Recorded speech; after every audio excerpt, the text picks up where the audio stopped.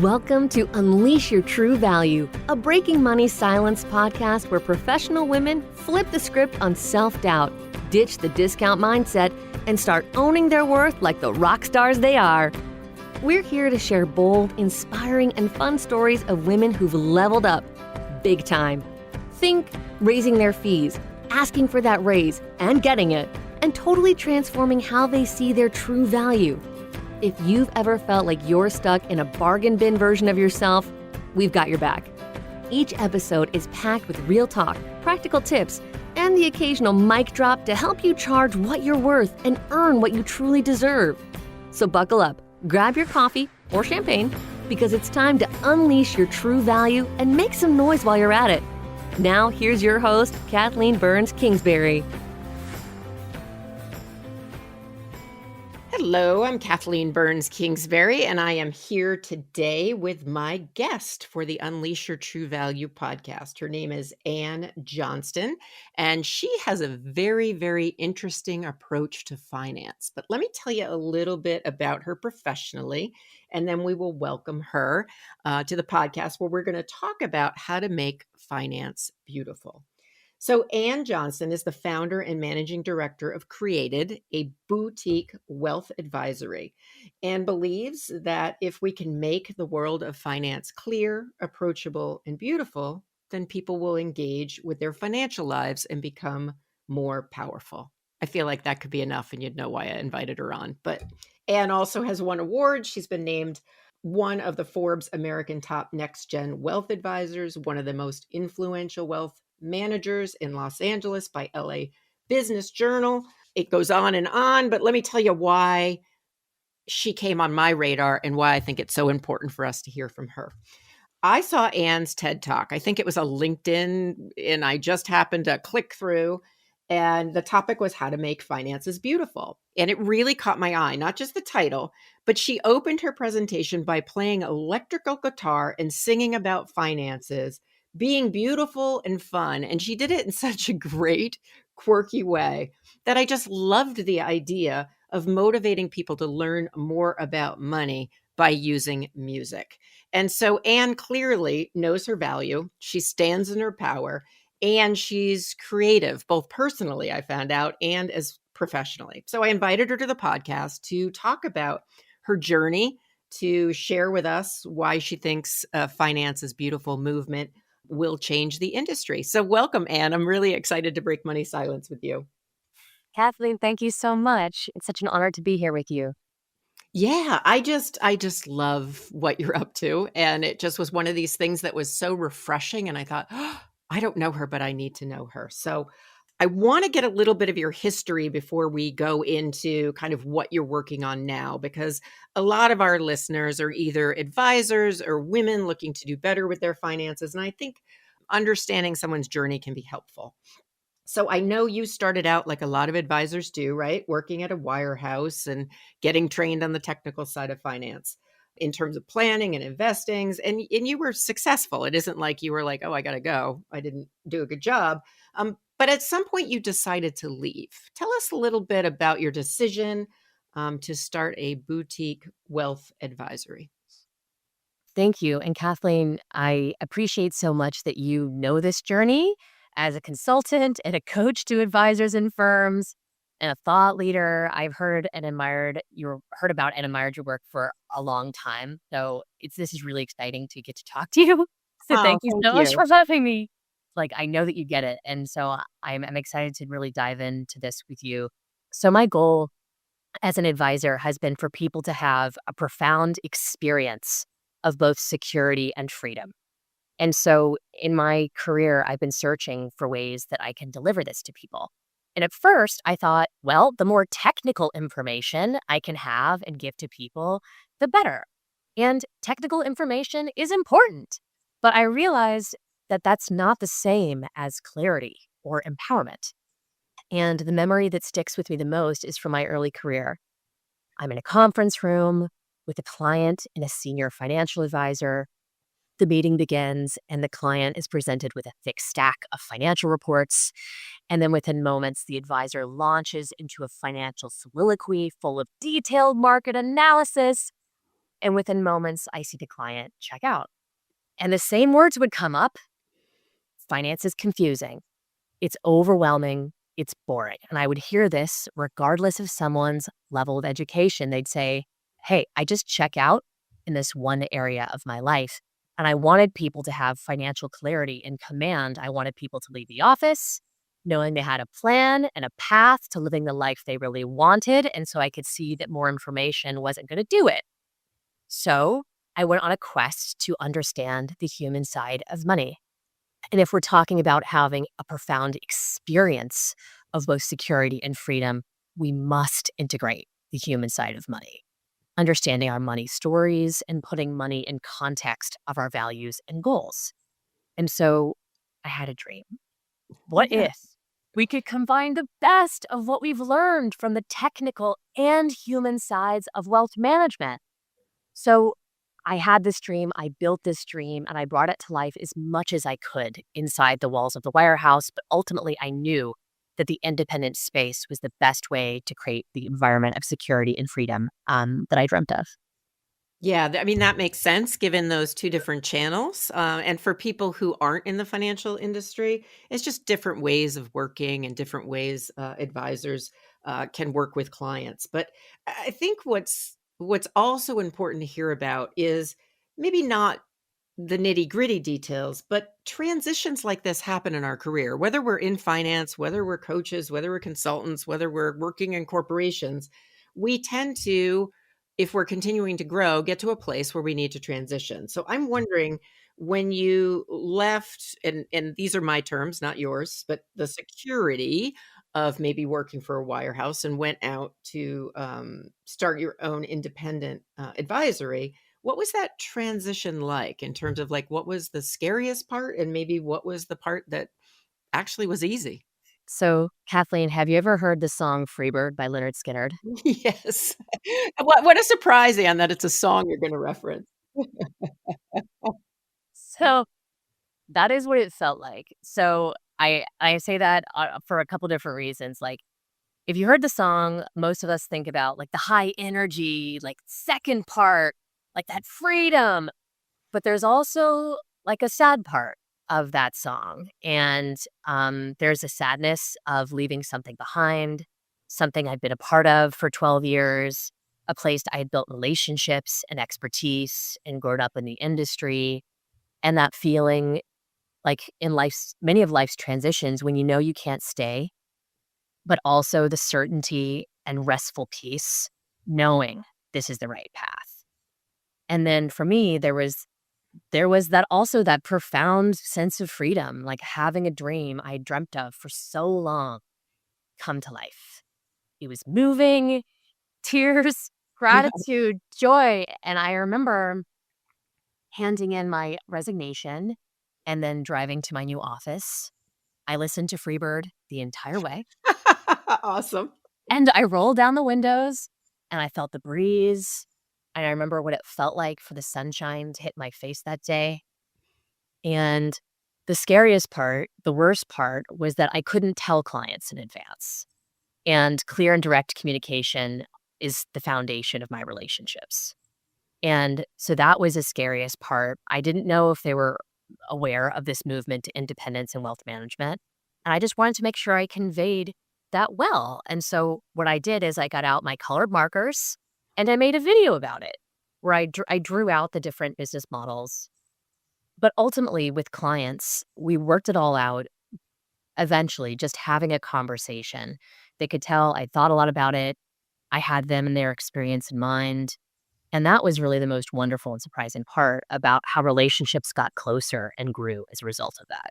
One of the things that I think is interesting is your ability to recognize that the human side of finance is important and to combine that in your offerings in, I think, a very creative and unique way. So when you did that, so now you've got your new advisory, say it's at the point where now you can communicate with your clients or your clients are finding you. Did you get any pushback for how you were, factoring in and talking about values, goals, and the human side of finance in your new practice? Or was that something that didn't really ruffle any feathers? So pushback is interesting. And the first thing that this makes me think about was the first pushback that I experienced around this topic, which was with myself.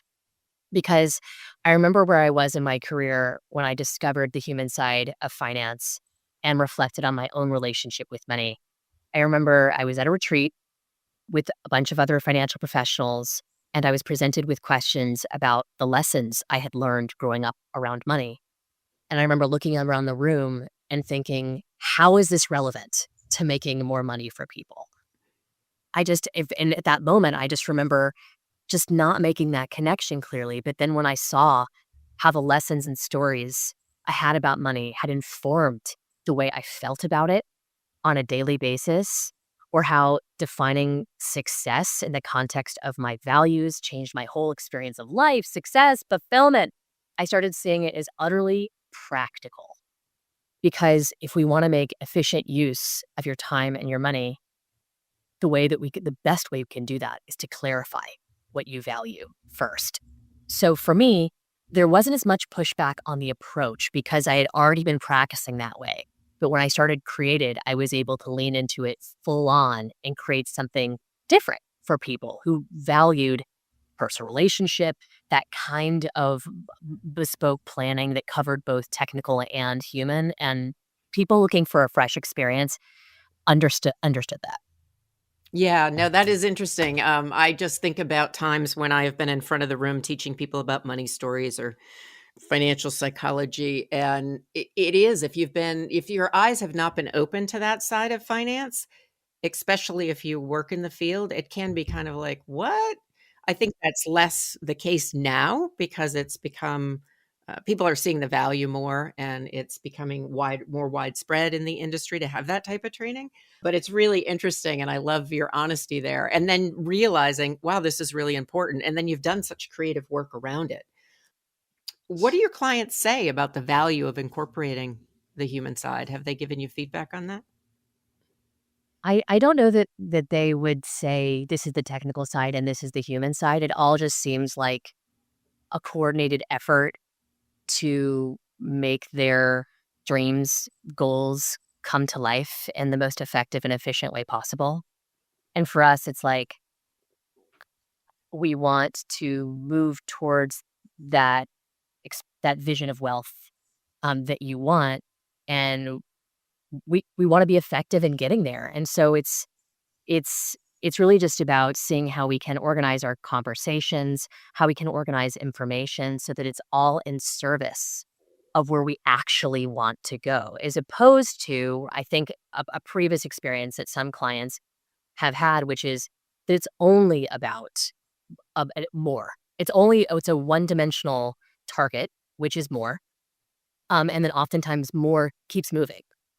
And so when that happens, it's not only challenging for a lot of different reasons. I don't know if you've worked with clients who've experienced getting to a number and then the number moves and the number moves. So if we can expand and look at this multidimensionally, then it can not only make the experience of financial planning more satisfying and more interesting along the way because we're moving towards an experience of life that we deeply want, not just a number.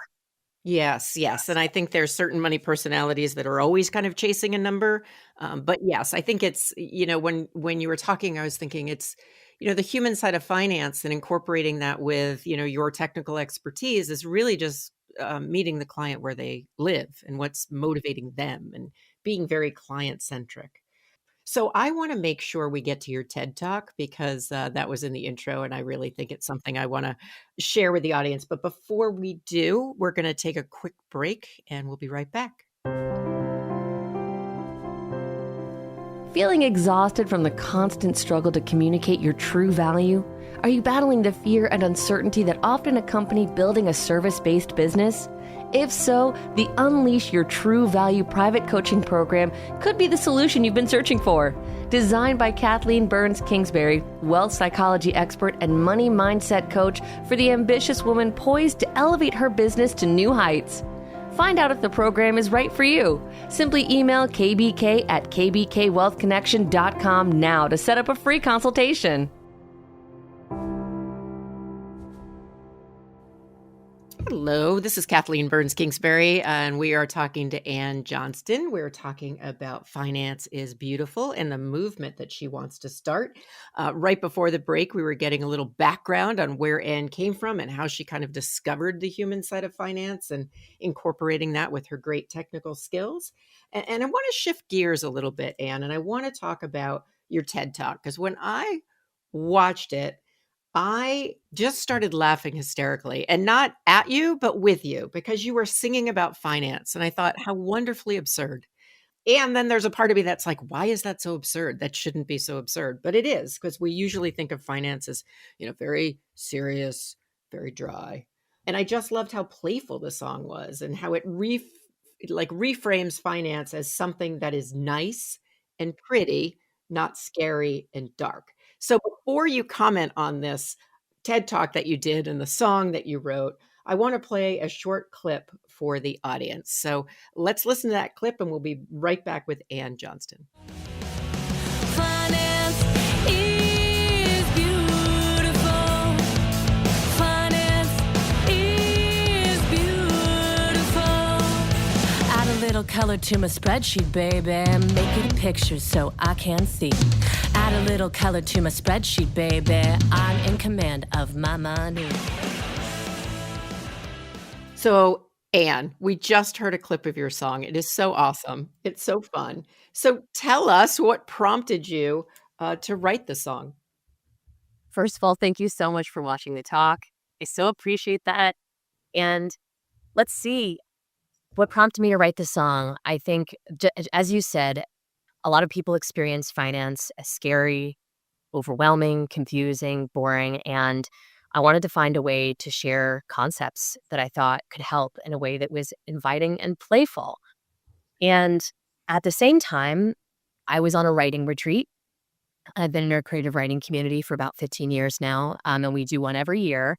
And I was on this writing retreat, and I had my guitar with me because I was playing a cover band show in 2 weeks with my little cover band, and I think we were playing Enter Sandman by Metallica or something. And so I had my guitar with me because I needed to practice. And was thinking about writing an essay about finance, and I just thought, it would be actually probably be a lot more fun to write a song.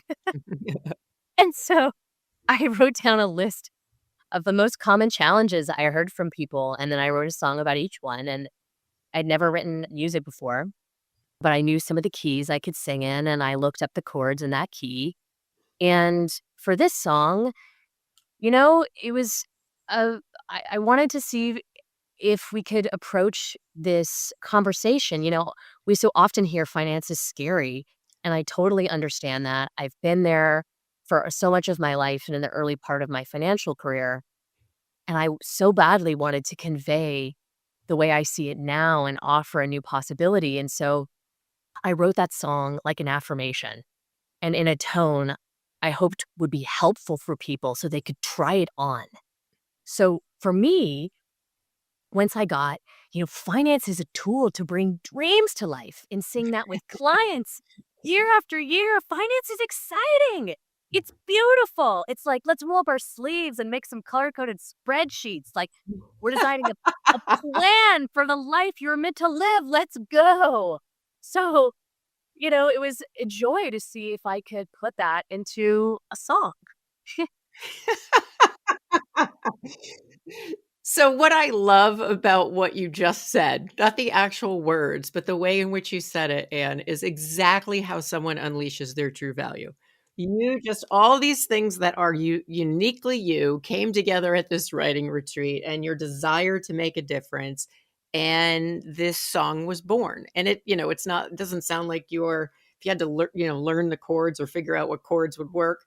It wasn't like you were writing tons of music. It's like this just came together and was like, hey, this is what I have to offer the world. Mhm. And so I'm wondering, before we move on to the movement itself, are you offering to share that song? And if so, how are you sharing it? Because I can think younger audiences, certainly advisors, but it just seems like it's such a nice thing to rewire us to think, wait a second, it can be fun, it can be exciting, it can be musical as opposed to all the other things that we think of when we think of finance. Totally. I would be delighted and honored if anyone out there would like to rock out to this book. That makes me so happy. By all means. Please, I would be so delighted. So the best, probably the easiest place to find it is just by going to finrockrocks.com, because there's a little playlist and you can just click Finance is Beautiful, this song. They're on Spotify and Apple Music and all those platforms, but there's also YouTube videos that are illustrated with the lyrics, which can be really helpful in terms of looking at like the specific reframes of the different concepts. So that would be my suggestion. Awesome. Well, we will definitely put that in the show notes and probably a link to a video or two. And I know you want to start kind of a whole movement, or you have started a whole movement called Finance is Beautiful. So tell us a little bit more about what that means and what's your hope in terms of what this movement will accomplish. Absolutely. I mean, it's really a Finance is Beautiful is a vision and of a world that we are building, and that I see and think it would be beautiful to live in. And most broadly, the mission is to empower anyone who has felt disengaged from their financial life, aka the financial ostriches out there. Yep. And this includes, women, creatives, or anyone who tells themselves, I'm just not a numbers person. So my vision for this is like Kathleen, imagine a world where the experience of engaging with your finances is clear, approachable, and beautiful. So if we think about those things, and this is a conversation, I would love to hear your thoughts on this, but clear. Like, what if instead of finance feeling dark, like a dark subject that's complex and hard to understand, what if it was about you as the creator and you are clarifying a picture of what a free and fulfilling life looks like for you? And what if you could even see your financial life illustrated clearly and visually so you could understand what you have and make decisions in service of that vision, either through focused learning or in partnership with an advisor, because clarity is power. So clarity is a big part of this, but then there's also approachable.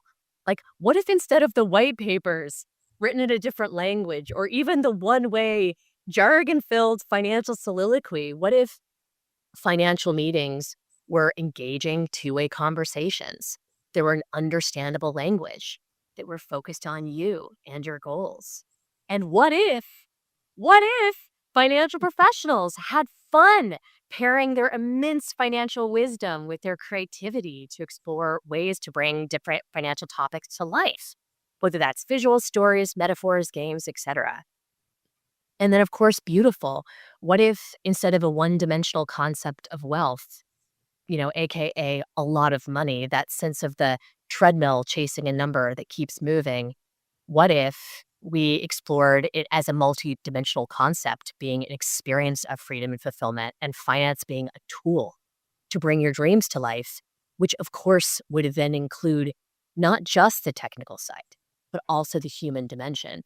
So ultimately, it's an idea about creating a world where finance is no longer intimidating or exclusionary, but a source of empowerment and a part of living a creative and a fulfilling life. And there are a lot of professionals out there who are already doing great work in this space, and it's so exciting.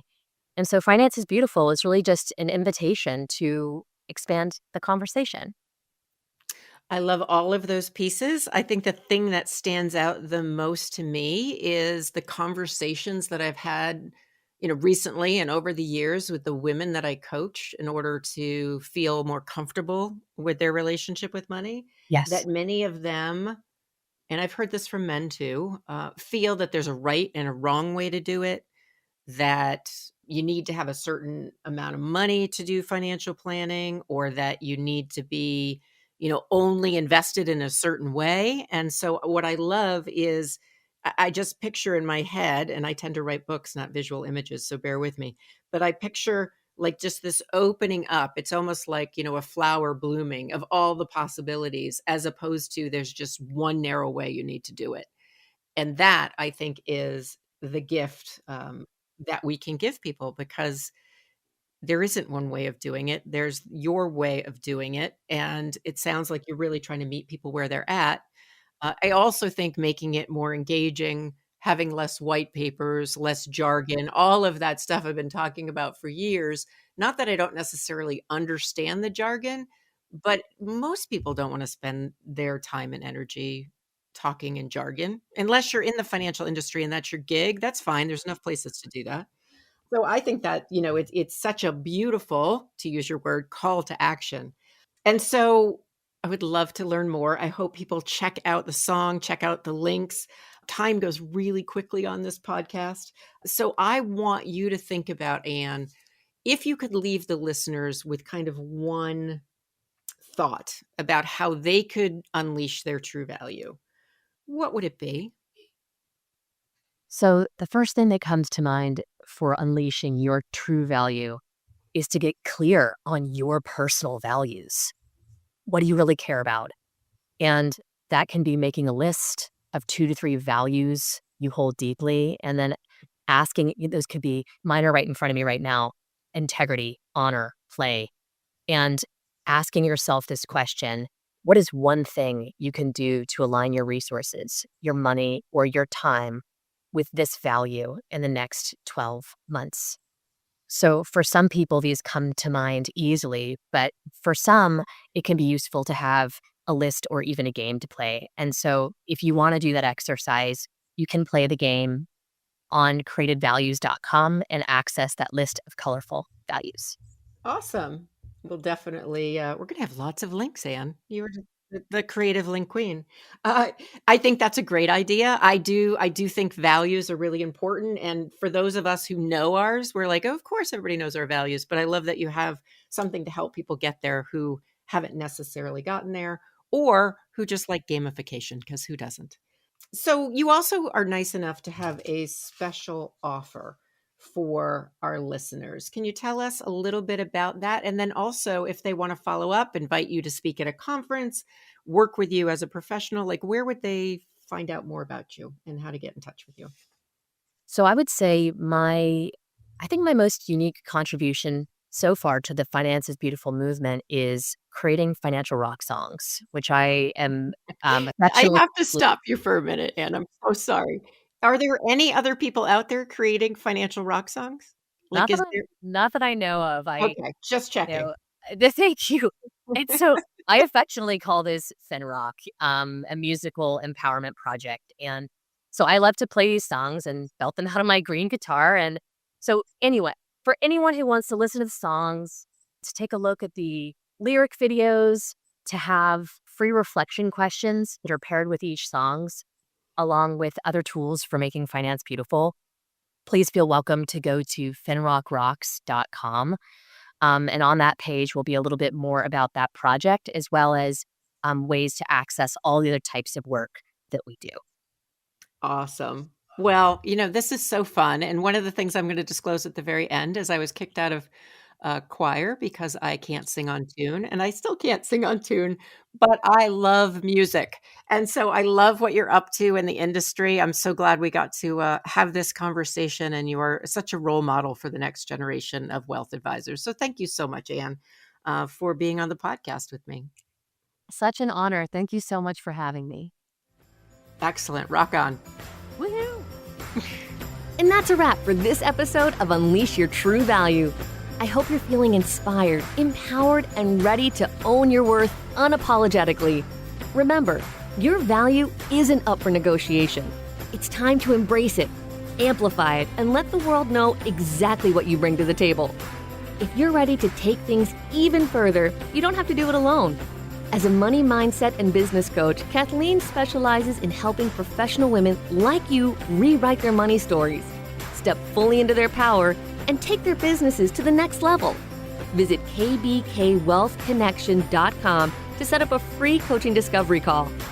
Thank you for joining us today. Don't forget to subscribe, share this episode with someone who needs to hear it, and leave us a 5-star review. Until next time, ditch that discount mindset and unleash your true value like the rock star you are.